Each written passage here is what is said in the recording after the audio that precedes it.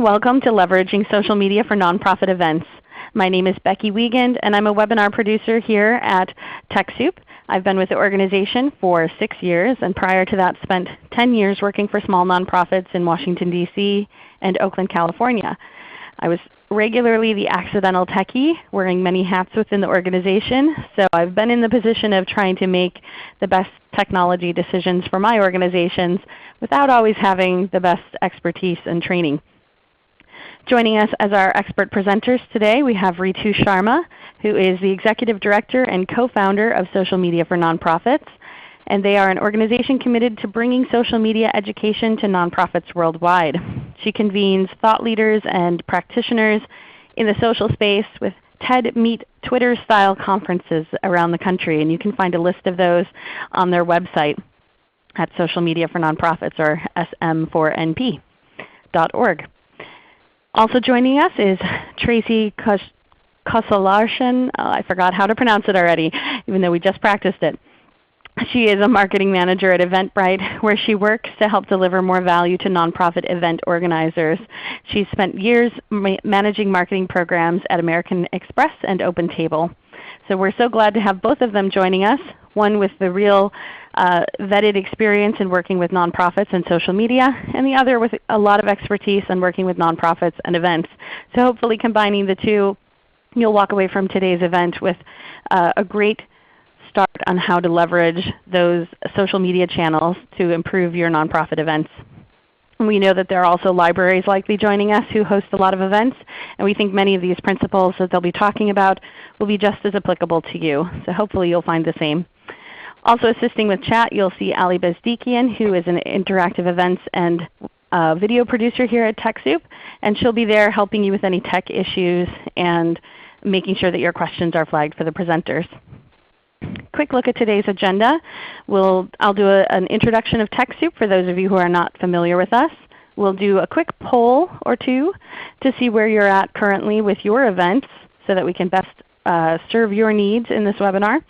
And then we'll take some time having both Ritu and Tracy share kind of the event ticketing lifestyle, or life cycle, how to leverage social media before, during, and after an event, and how to tie that all together. And then we'll have time for Q&A at the end. But again, throughout the webinar, if you have questions, raise those up to us. We may have opportunities to bring those to the presenters even before Q&A.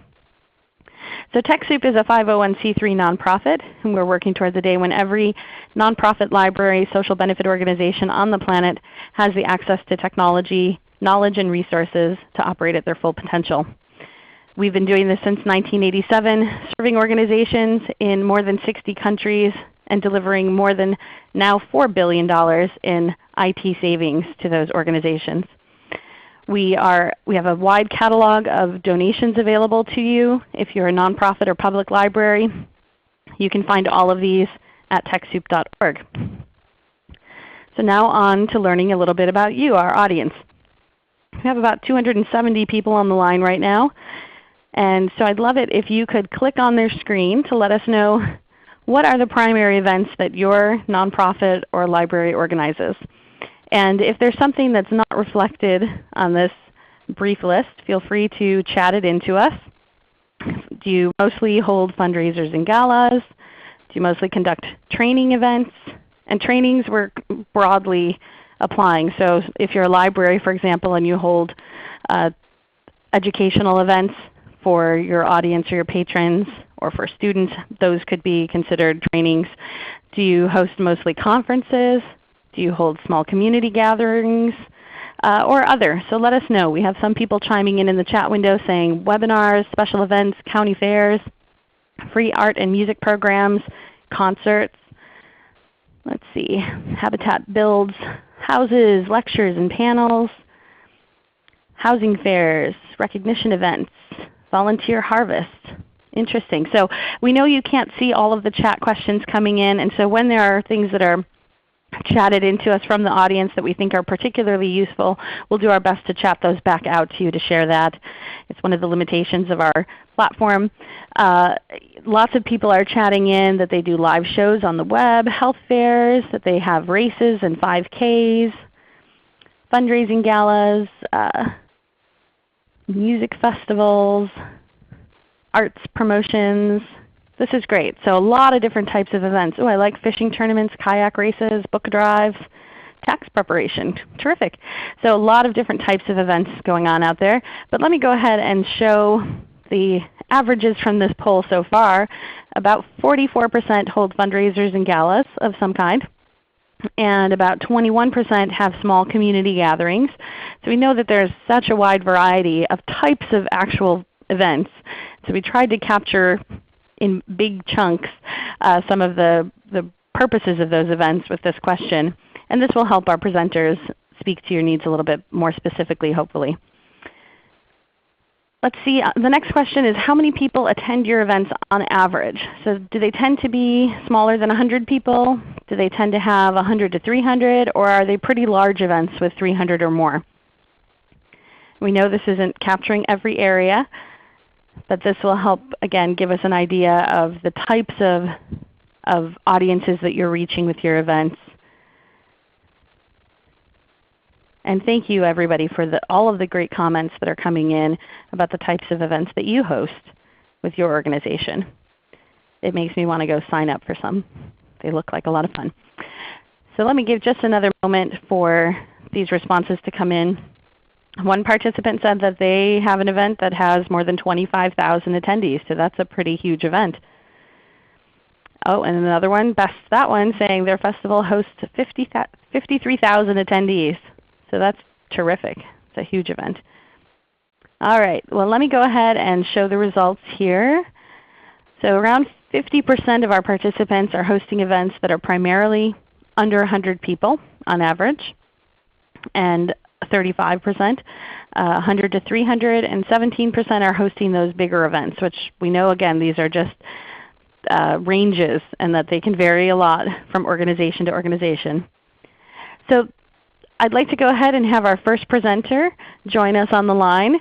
Thank you so much for joining us today, Ritu. We're really glad to have you. And tell us, how can we use social media and leverage those channels for nonprofit events?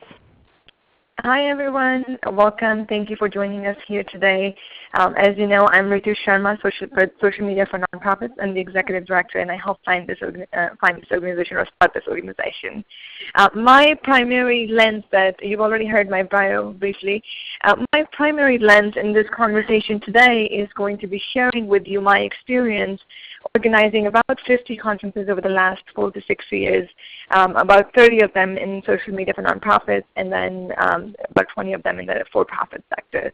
So I'll be sharing my tips and tools with that lens of what some of the things that have worked over the evolution of social web, and what are some of those things that I've found are consistently applicable across the board regardless of the size and the type of event. So stay tuned. I'll be sharing a lot of those things, and generally how you can use social media to amplify your reach and your message and reach bigger, broader community besides the ones that you know. And on to Tracy. Thanks, Ritu. Hi everyone, I'm Tracy, and as Ritu mentioned, I'm really excited to be sharing with you all today about just how social media is impacting events. What are the trends? What are the resources? At Eventbrite we've seen, we know that organizers don't always have a massive event budget to work with, so what are the ways that you can leverage social to maximize attendance at your event? Very excited to be talking about all of the different resources that are out there. Wonderful. So let's get started. Just to give you a broad overview of what we'll be covering a little bit about the ticketing life cycle, how you should think about an event and spread out your ticketing efforts, leveraging social media before, during, and after your event, and tying it all together with data. And finally, we'll close it out with some resources for you. Great. So thanks, Ritu. Before you start planning anything, we wanted to just start off with, first of all, how are you defining success for your event? The ROI, or return on investment for your event, has 3 main components: how many donations you've raised, how much awareness you've gained, and how many ticket sales you've made. And you'll just want to define for yourself exactly how important each of these factors are to you, as that is really going to determine the type of presence you'll have on social media and which channels you use. For example, if you're looking primarily to increase donations, your communications would probably have more prominent calls to action for people to donate. If you're simply looking to just grow members, the focus can be a little bit less monetary, a little more about informing your audience about just how impactful your cause is.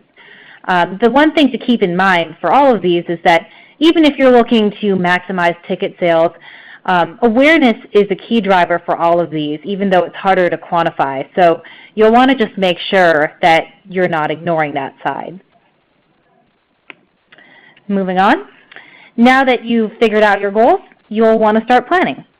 An easy way to begin is just by using the ticketing sales lifecycle as a guideline for your communications. Tickets and registrations we've seen usually go on sales about 6 weeks prior to the start of an event. And you can see here in week 1, the ticket sales and registrations are high. The initial PR is working to raise awareness. People are excited. In week 2, then you start to see sales drop into a trough and stay low up until the final week of sales. And in fact, nearly 40% of events see less than half their tickets sold or people registered until the final days leading up to the event. And at that point, you as an organizer can be concerned about meeting the goals, and often about 1/3 of the events actually end up securing their half of their ticket sales and registrations about 2 weeks before the event. And luckily, it's really not till that last week when most of the sales and registrations finally come through. So fortunately, you don't have to subject yourself to weeks of anxiety that aren't relieved until your last week of ticket sales. There are ways to smooth out this ticketing sales life cycle without becoming a data scientist. So there's ways that you can plan for this last-minute rush. Over half of nonprofits say that front-loading ticket sales is important to them, and we found that 88% of fundraisers actually send invites when tickets and registrations first go on sale, but then stop all communications after that. And you can use social media to actually create artificial deadlines to raise ticket sales from any late registrants in weeks 2 and 3. You can announce early bird sales. You can have free gifts for anyone who signs up by a specific date. Basically, the communication does not need to stop after weeks 1 and 2. It can keep going to really help remove as many barriers to purchase, provide incentives to purchase early, and then simplify the process of turning site visitors into paying customers. Regardless of what strategy you choose, be it promotions or just constant communication, you'll want to make sure that you're monitoring ticket sales constantly, as the behavior will be different for every organization and how you react and respond to that.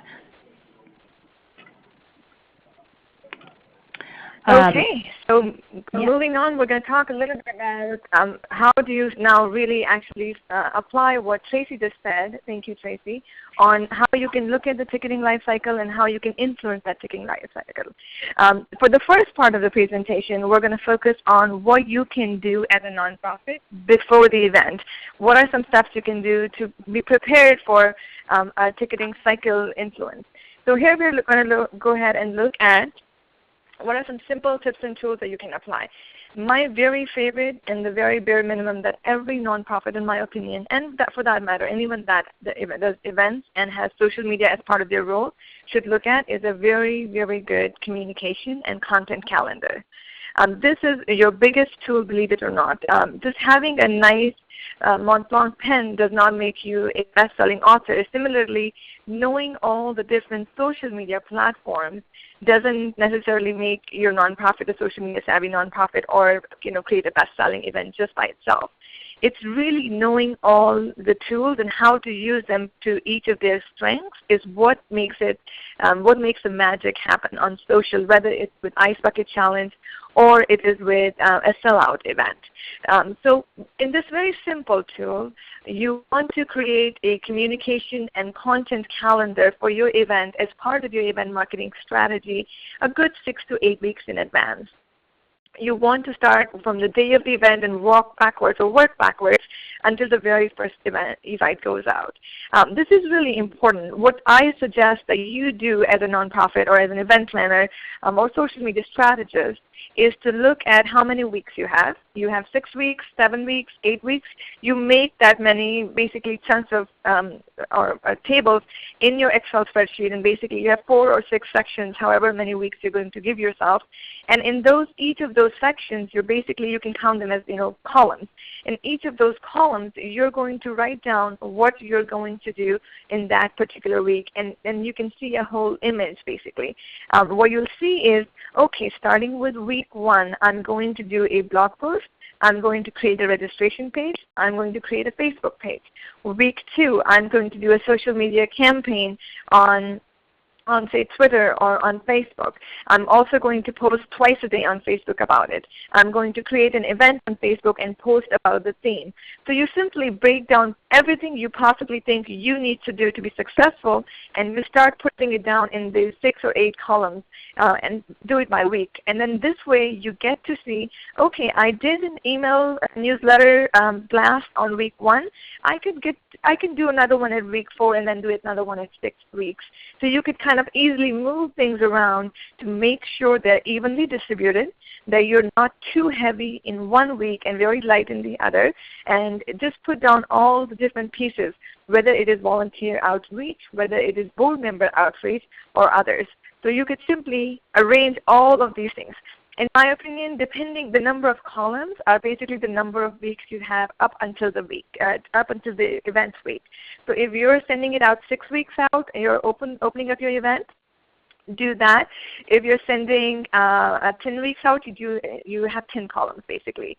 And so once you have decided this format, now you can take this entire columns or the little activities you have on each day, which on any given week, if you have 5 things, that's usually how much I have. On any given week, if you have 5 things, you can put those 5 things on a calendar, either on the same day or spread it out during the week, and you take all of this information onto a Google Calendar. And on Google Calendar, you put your name, you put your event or the event action item, and you put who else is responsible besides you. So what it does is it makes your event marketing strategy a living document that shows up on your calendar. It shows up on your coworkers' calendar. Everyone knows what they're doing on any given week and day, and you are not overwhelmed by the amount of information that you see. This is one of my biggest things that I can recommend for you, and I think this is the single most important thing that has contributed to the several sold-out events we've done at Social Media for Nonprofits. A couple of tips in this space for you. If you are going to send out emails, which I highly recommend, you send it on a Tuesday to Thursday. Don't do major email push anytime on a Monday or a Friday. Those are bad days, generally speaking, unless you're looking at your audience being very active on those days on email. Make sure to post this information on your website, on your Facebook account, Twitter, LinkedIn, local community calendars, your phone banking, volunteer. All of these things should be part of your strategy. And now talking about what this calendar looks like, just so you have a sense of it, there is a sample content calendar right here. This is what I do when I'm promoting a conference 6 to 8 weeks in advance. I will send you this link. I see this sounds like there's a link issue. I will correct that, and when Tracy is speaking, I will send you an updated link through the chat window. But in this particular case, to continue on, you can see what my sample content calendar looks like. I even have it color-coded on my Google Calendar. So I see I have 7 tweets every day. I create an event page on Facebook. I have a Facebook update. I post on community calendars, and I'm looking at third as in the date here. And then you can see then dates that I am sending an email. You can see dates I'm posting a blog. You can see dates I'm doing a Facebook update. On any given day on that week, if I have 7 tasks, on any given day I have 3 to 4. It's super easy for you to see this and manage it when it's 1 or 2 things and you're not overwhelmed. But imagine if you had all of these things in one document, in one list, it can be very overwhelming. So with that, I'm going to go ahead and continue on to the very first step of when you decide to do an event, which is creating your registration page. And Tracy will take us into that. Thanks, Ritu. So now you'll want to ensure your event registration page is working as hard for you as possible. And really that starts by having an event page that captures the spirit of your race. You'll want to include your logo, scheme, color scheme, registration details, and spending any time up front increases conversion when traffic comes to your page through social sharing. Next, you'll definitely want to make sure the event page is shareable to social media platforms. And you can see here, we've highlighted just the social sharing area here where people can actually connect to see which of their friends are attending on Facebook, who's signing up, as well as just being able to share the event page through Facebook, Twitter, email. This is really a great way to help make sure that your event is being amplified to everybody's social networks. And you'll also want to make sure that your branding is just consistent across your web page, other platforms that you're promoting it on. Regardless of where you're hosting your event registration, you can always create a Facebook event page as another way to build community and get people excited. This just lets your attendees see, again, who else is invited and also share your event with their social networks on Facebook. And in the description, you can always include just a line about RSVPing so people can easily show others that they're attending and also share the fact that they RSVP'd. This is the place where you can really build excitement over time. Incentivize ticket purchases. You can run mini contests, hold weekly giveaways leading up to your fundraiser or gala. You can post interesting facts or highlight exciting features about your events. And then you'll really just want to look at all of your touch points and ensure that all of them are driving your audience back towards registration for the event. You can include shortened links to your page via Bitly for Twitter. And although it might not seem social, you'll definitely not want to underestimate the power of email, as friends can forward your invite on to others and hence turn something that was a one-person invite into a many-person invite. And it's really important, again, that all of your posts drive back to registration because people have so many choices and distractions when it comes to events to attend these days, and you don't want to make it hard for them to register or find out where to go. Interest is often not high enough to overcome a tedious sign-up flow. So most event platforms can make it really simple for everything to be integrated like that. And now I'll pass it back to Ritu to talk about how to actually promote before the event. All right. Ritu, before you jump in, sorry, I just want to jump in quickly and just raise up a couple of questions that have come up from the audience in the past few slides so that they're still relevant in our brains. So a couple of people asked, Elizabeth was asking, do you tweet once an hour? How often do you suggest you tweet? Is there a magic number or a certain number of times per day? And either of you can take that one. We're actually going to talk about the frequency and what kind of content to post on each platform in just a moment. Okay, great. Gwendolyn also asked, is the app that you use to host the registration page, is that using Eventbrite? People are just curious what platform makes it easy and which platform you're using in some of the examples that have been shown. I would like to answer that in order to make sure that this is an educational program and we're, as a co-host, always very committed to education. What I would say is there are several different registration platforms out there that have different fees. They cater to different audiences. They have different features. Eventbrite is definitely one of the most well-known ones. So are several other ones. I highly recommend that you obviously take a look at our co-host here, Tracy's platform, but also in general, take a look at 3 or 4 different platforms. See how they charge, what they charge. And one of the things, if I can, as an educator, recommend for you is that one of the important features you want to look at an event platform in this time and age is this event platform social friendly?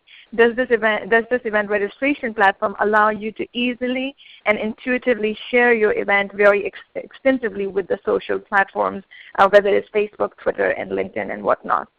I hope that answers your question. Yeah, I think that's a great start. And yeah, we want to make sure that no matter what platform you're using, you're finding something that's going to support your needs and that's going to support the ability to leverage these social channels to your benefit. So we can go ahead and move on. We do have other questions, and we will make sure to try to get to as many as we can in the Q&A. Thanks, Ritu. Sure thing. And one thing, we are available, at least I am for sure, and I'm sure Becky will also make time, and I'm assuming Tracy will too. If you have questions, keep them coming in chat or on Twitter, and we'll stay back after the webinar and answer them to make sure that any pressing questions you have been answered. So not to worry. Moving on, we're going to talk about 2 or 3 key platforms, which is where you will see most of your audiences congregate. We'll start with Facebook because that is where a lot of the nonprofit audiences are congregating, people that are interested in these causes, and also generally speaking, that's one of the biggest platforms. So you may be asking, based on what I mentioned in my content calendar, posting 1 to 2 times a day is okay on Facebook. What do I post though on an everyday basis? Especially for those of you who are posting 6 to 8 months in advance.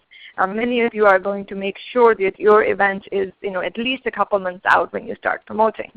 So what you post on Facebook is basically regular updates about and pictures about performers, VIPs, auction items, partners, even attendee stories from the past. Find something fun, find something interesting, find something valuable, find something that is of value to your audience. Whether it is what to expect in terms of a theme, how to dress, who all are coming. So create a regular drumbeat of all the different things that you can be posting. And again, on Facebook, post more pictures and videos. Cute stuff absolutely helps. If you have a sense of humor or anyone on your team, find a good, healthy, and clean sense of humor and bring that onto Facebook. That does really well. Whether it's cute cat pictures and memes, whether it's cute dog or baby pictures and memes, those really do very well when dispersed sparingly in between, and not just all of that, but they add to a nice variety on your messaging.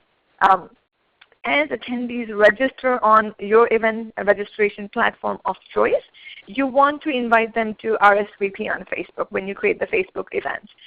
The way to do that is on your event registration platform, you will have a confirmation email system where you say, hey, thank you for registering. We look forward to seeing you. You can also include a line and say, hey, don't forget to RSVP on Facebook and let your friends and the community know that you're going to support this great cause. And as a bonus, we're giving an extra bottle of champagne. We're giving an iPad mini raffle. Whatever it is, find something of value. We're giving you a better seating. Find something that your nonprofit can come up with. If you have resources, a good item. If you don't have resources, find something fun that doesn't cost you but is of value to the audience.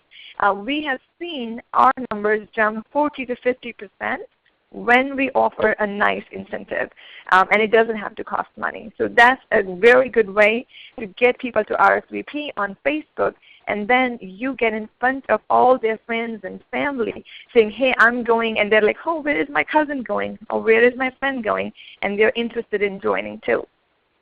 Finally, on Facebook, be sure to tag attendees, VIPs, partners, and others.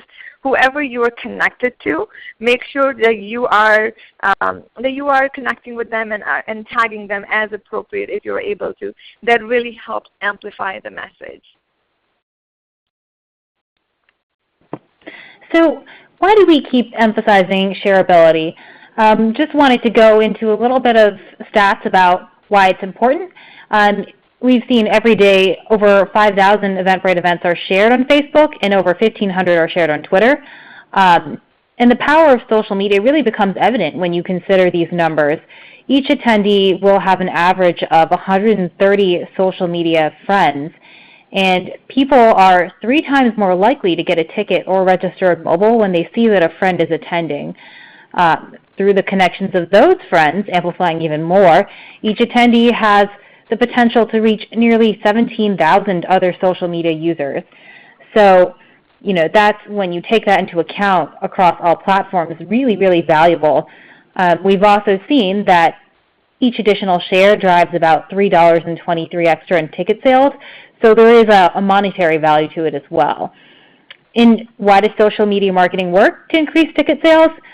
I mean, it's not too complicated. People just want to go to events with their friends. The overwhelming majority of Facebook shares, you can see here on the right, 60% of them are made after the sharer has already purchased a ticket.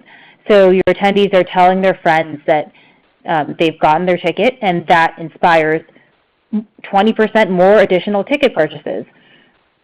So ensuring that members have the option of sharing after they make that purchase is a key behavior you'll definitely want to capitalize on. And another thing that we've seen is just there is a fear of missing out, FOMO, and when people see friends attending events, they want to share in that experience. Absolutely. We see this all the time internally too. One pro tip here for those of you who are still in the process of selecting a platform, I recommend when you're choosing a platform that you choose a platform that makes sharing easy. And the way you tell that is when you register for an event and you hit the submit button, if it pops up a window right away that says, hey, signed up, thank you, click here right now to share on your Facebook. That extra step in a registration platform has a very significant value because people don't go back oftentimes and promote, but as soon as they have actually made a purchase or commitment, they're much more likely, as you can see in this slide, they're 60% more likely to click on that and say, yes, why won't I share that I signed up for black and white ball or something like that. So very important when you're choosing a platform that functionality is available. We've definitely, ever since our platform included that functionality, we've seen our numbers increase pretty significantly. So thank you for sharing that, the importance of social share and helping us understand why that's important, Tracy. Moving on to Twitter. Twitter is another major vertical where you're going to see a lot of people engage in the nonprofit and for that matter, other sectors. So on Twitter, if you're on Twitter, I recommend easily posting 6 to 7 times a day. You can post every hour. You can post a couple in the morning, couple in the afternoon, and couple in the evening. When to post, whether it is on Twitter or another platform, really is dependent on the answer of when is your community most likely to be online, number one, and also checking their devices. For most people out there, and this is again, you have to do your own testing and see if it works, but in general, in professional audiences across the board, the key times to post on any platform are when your audience is down. So morning time, right around the commute time when people are taking a train or a bus and they have half hour to kill or waiting for their transportation. It is right before lunchtime.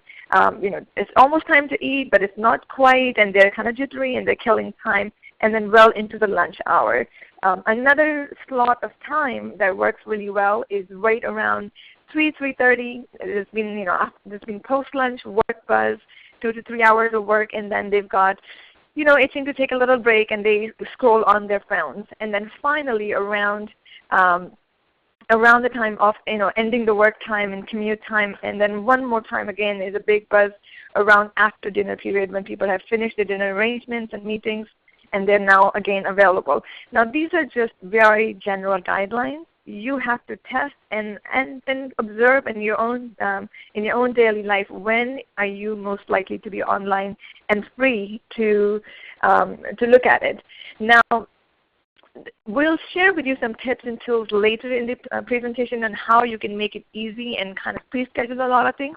But I just wanted to give you a sense of when to post. If you were to post limited 2 or 3 times, you want to post at a time when your audience is online. If you post 6 or 7 times and you can do that, that's great. Moving on, if you only have a little bit of time on Twitter, 1, you post at the right time. 2, you reach out to influencers. You identify people in your community who have the right reach and influence, and you engage with them. In general, retweet and thank people extensively. Use a direct message campaign when it is appropriate, but be very careful in that not to spam.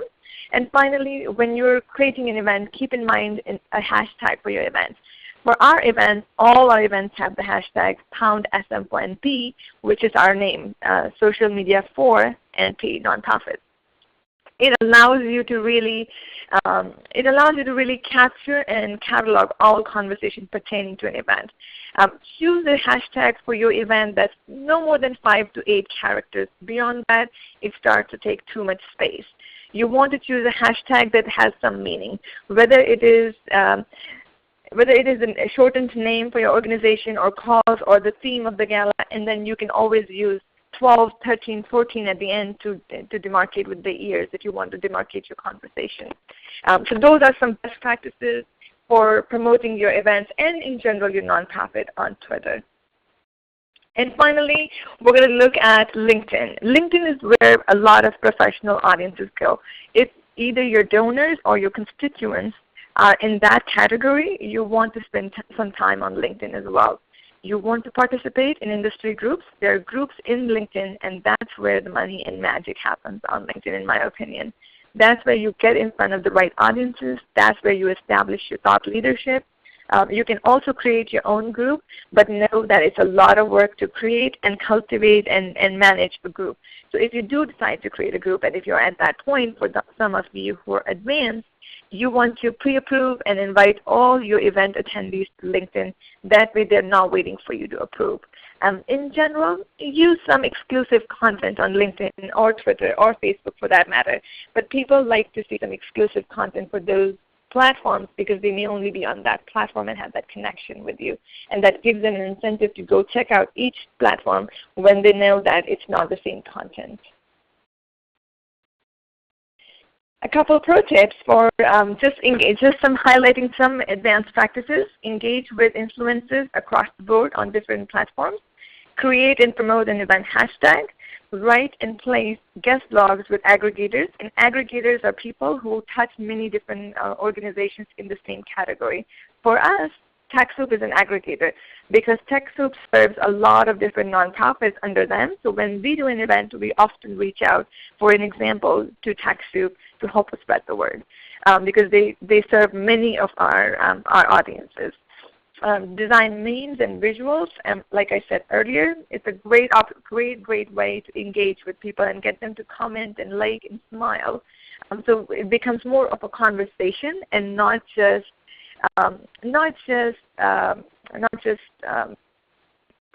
be broadcasting to them. Finally, create a social media evangelist and committees.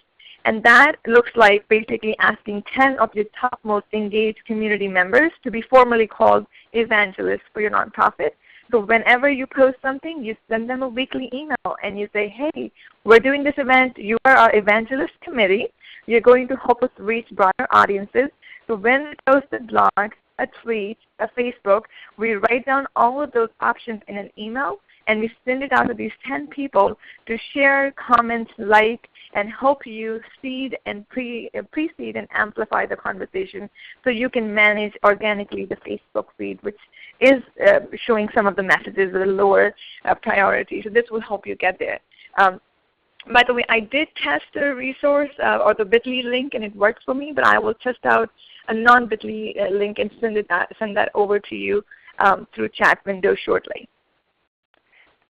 Moving on. Great. So now I'll be moving into what to do with social media during the event. So as Ritu talked about earlier, you will have created a hashtag for your event, or maybe you'll just be using your own organizational hashtag. So you'll want to just make sure that you're prominently displaying that so that your attendees can make sure that they're linking to it in their real-time dialogue. You can use screens to display the conversation where everyone can see it. We've put here tweetchat.com and twitterfall.com that are free services that can help display tweets about your event. And people that can't attend can still follow along on the day of the event. And that's just one way to keep people engaged. And one thing to keep in mind on the day of the event, you will be pretty occupied trying to ensure all of the offline activities associated with your fundraiser or conference or gala are going off without a hitch. So it'll only make your life easier if you don't have to think about what's happening online. So you may want to consider enlisting the help of a social media savvy friend, a volunteer, a staff member to help you manage the social waters. There is a degree of trust involved with having someone else handle your social media, so you'll want to meet with them a couple days or weeks ahead of time just to make sure that they're properly briefed on how you want your event to be portrayed publicly. A couple things just to keep in mind. First of all, you'll want to go through voice and tone. Is your event fun and quirky? Is it professional and formal? Definitely review what your voice is and how you want whoever's managing that social media to respond to praise, complaints, questions, etc. You also want to make sure you've agreed on what's okay to retweet. Is it okay to retweet great quotes that people tweet during the event, or just favorite them? Be clear on what's okay and not okay to retweet. Next, you'll also want to have a pathway to channel feedback. When issues come up, be they positive or negative, what's the best way to channel the online feedback to you, the organizer, on the day of the event when you're not always easily reachable? I mean, even for random things like, it's too cold in here, or there aren't enough paper towels. You'll just want to make sure there's a way for that to get back to you. And if your conference is on a set schedule, it's also not a bad idea to, as Ritu mentioned, schedule tweets in advance just to maintain your sanity. You can also use during the event an opportunity to share exclusive content to the event itself, like video clips of your philanthropic cause. You can link to online versions of the speaker presentations or have behind-the-scenes material that a normal attendee wouldn't have access to. And finally, the end of the day can often be a rush, so if you're busy tearing down or packing things up, it doesn't mean the conversation needs to die at that point. You can also schedule your thank you tweets. You can schedule your recap tweets and your photos. All of that can be planned in advance so you don't have to think about it at the end. Moving on to something that's even actually a little bit more interactive than Twitter, mobile event apps. So these are a really great way of building a sense of community at your event. In the crowd of people at larger events, it can often be difficult for your attendees to meet the people that they want to make connections with. So the app is a really fantastic way for them to not only discover the other guests who have actually made it to the event, but also message them in real time so that they can coordinate live meetups. And if you're worried about cost, the event apps often have freemium models, so they don't have to be expensive. So you'll just want to consider as you build that what should be in it. You want to have a schedule. You'll want to have presenter listings, social media. You'll want to have a map of the layout of your event if it is, for example, a conference or something with multiple rooms, as well as news and a place for people to provide feedback.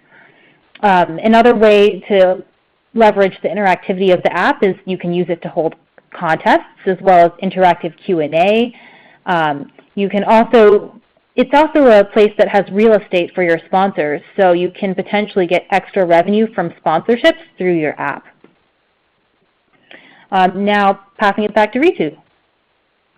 Thank you, Tracy. Moving on to give you more options for engaging your audiences during the event.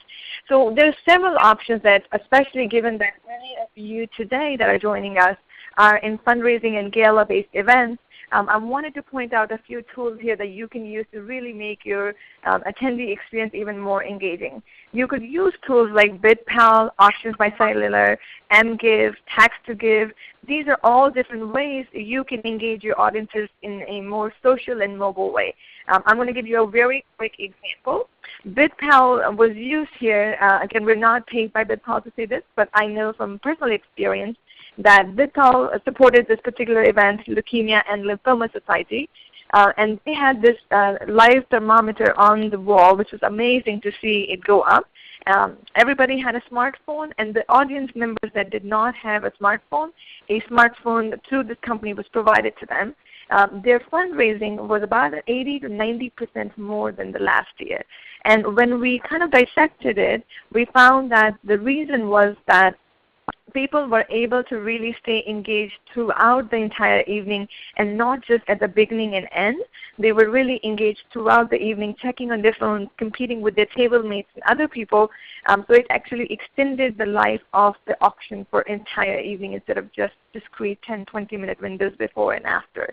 So this is just one example. We've given you 4 providers here that we know of and we've seen the work of. There's several others. Do your research, find the one that's the right price range for you and also the right features for you. But these simple tools can really enhance your social fundraising experience. Finally, if about 30% of you do some form of training or conference, those of you that do training and conferences can use live polling apps like Live Poll Everywhere, and the links are again on my page that I sent you. You can do a live poll. So for example, today we did 2 live polls. We asked you what kind of events you organize. We also asked you what is the approximate number. So when we are speaking today in a conference, we can keep that in mind to highlight more gala events, because guess what? A lot of our audience is based in galas or doing work in that kind of space. So similarly, those of you who work in your event planning area, you can use these tools, whether it's fundraising tools or engagement tools, and really engage your audiences and keep them connected and present. So some pro tips in terms of how you can engage your audiences and how can you really do well in social. Number 1, set up a social command station. Make sure to have a spot designated for your live tweeters to go and set themselves up. Have a nice vantage point for taking photos near a photo station. You want to make sure you engage with tweeters that are tweeting around in your event. You want to set up a step and repeat banner and creative photo stations. Those really, really make it for a fun event. What they do is they make people take these cool pictures and share on their very own without prompting. And that's a very easy thing, especially at galas and fundraisers, to get the word out about the gala taking place and creating better awareness for your cause. You can do Instagram video logs, you can do mobile tools, which we already shared with you, and then you have a list of all the different resources that we are referring to. Great. Passing it back to Tracy. Thanks, Ritu. I know we're getting close to running out of time, so I'll go through this pretty quickly. The last thing that you'll want to just be thinking about after the event is how to tie it all back together with data. And this is important not only for your own event planning success, but also to share back with your sponsors to prove the value of your event to them. For the sponsors, you'll want to just look at high-level social metrics such as the number of retweets on Twitter, increase in Facebook likes, repins on Pinterest, etc., to evaluate the impact of your social activities. And for yourself, you'll want to know exactly which marketing channels were driving the most sales. Where were your efforts actually paying off? And that way you can adopt your marketing strategy as needed for the future. You can create unique tracking links for each of your sales sources, so you know exactly, was it the volunteers, was it your staff, was it your sponsors that were driving ticket sales? You'll want to monitor that throughout the entire promotion process, just so that you can adjust the strategy as needed. And you can also pay attention to the time of day and days of week that you're seeing the most registrations and social chatter from, and time any of your promotions accordingly. Your registration data can really provide a lot of clues to show you where your visitors are coming from and how you can best reach them and connect with them. And finally, a lot of event platforms also capture this data to get the entire end-to-end picture that will go from email campaigns to Facebook all the way through to the final ticket sale. And you'll want to just review what not only brought in sales but also donations as well. So, wrapping everything up, we talked about today which channels, first of all, are right for you and your organization. That's the first thing you'll want to decide. Also, encourage early ticket purchasing to get the wheel in motion. And finally, encourage post-purchase sharing. And also, you'll want to make sure that you're giving attendees reason and tools to engage before, during, and after your event. And also, you'll want to analyze which social media efforts are most effective. Thank you for that, Tracy. Really terrific overview. And I know this was quick for a lot of people, and if you're just brand new to social media, we'll be sure to include some resources for those of you who are new in the follow-up email that can give you some places to start. But let's go ahead and dive into questions. We have a lot of them. So Ritu, we have a question that asked about your spreadsheet earlier on and your calendar that you developed. So do you do that the whole week on a calendar, or do you do that? How much of a time frame do you think is manageable for people on a calendar like that? I basically created a calendar, a list of all the activities that need to happen in 6 or 7 columns. That's 7 weeks in advance of an event. And I put every single activity that I have on the calendar. That way I spend a couple hours up front, but everything I need to do on an ongoing basis for the next 7 weeks, that's almost 2 months, is on my calendar, and I never miss a step. Great. And so one of the questions that people ask, what if your organization still sends a paper posted mail invitation for events? How do you engage people online if they're learning about the event through their mailbox, physical mailbox, snail mail? I think that's still the case with many formal events where they send actually a postal mail, which is fine. You will send your postal mail as your first step, but then I'm assuming most of these organizations either have or should be really cultivating community.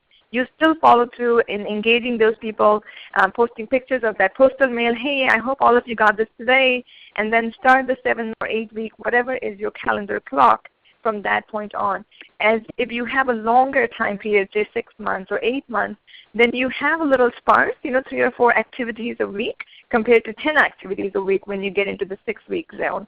But you start with, you follow the exact same steps that we just followed through.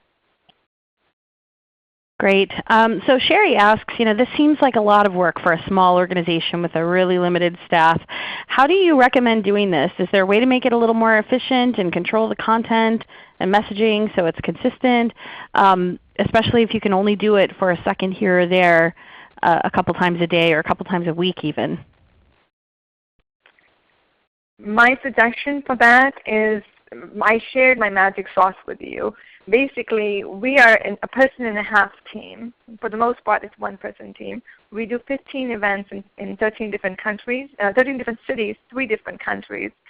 And I do marketing. I do event production and all of those. I also do a lot of curating. I think the magic sauce that I want to point you back to is, one, is your editorial calendar. If you don't have that, you're going to get pulled into every direction possible, and you will drop the balls like you wouldn't believe it. But if you create a good editorial calendar, you spend the first upfront time of 2 to 5 hours of creating that, creating a strategy.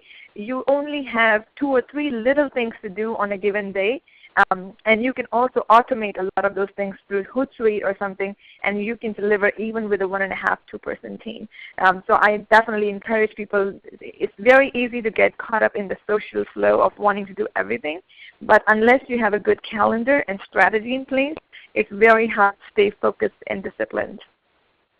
Great, and I think it's great that you mentioned Hootsuite. There are a lot of tools like that out there that can help you. If you have only 10 minutes a day or 10 minutes a week even to do it, you can schedule out tweets in advance. You can schedule some of your social media posts. You don't want to have it all automated and appearing as if it's mechanical, but you can make it more efficient by having those planned out ahead of time, and they just automatically launch and publish for you without you having to physically do it 6 times a day or however many times. Another great question is from Phyllis, and their organization serves battered women who are moving forward with their lives, and they have a lot of issues involving privacy, confidentiality, and safety, so they tend to be really hesitant when they're considering fundraisers to increase awareness and get donations. But they are really dependent on donations. So how do they use social media to create these effective events without violating some of that privacy or putting things out there that, like, maybe they can't post the address of the event because of a potential risk of somebody showing up? And so how would you recommend doing that? And that's for either of you. Yeah, this is Tracy. I think social media can still be a really important forum for just growing awareness about the cause. You don't have to name specific people. You can also use it as a forum to collect donations. You can share news about the general space as opposed to talking about individuals, and use it as a place to drive potentially registrations either to your event or just to grow awareness. And maybe if you're hesitant about publicizing the location of the event, then I guess social might be not the place to actually invite people to the event, but it depends on your comfort with that. Great. We had some questions asking about ticketing apps. Do you guys have recommendations for any apps or programs or cloud software that can help people actually print off tickets for their events? And does Eventbrite do that as well?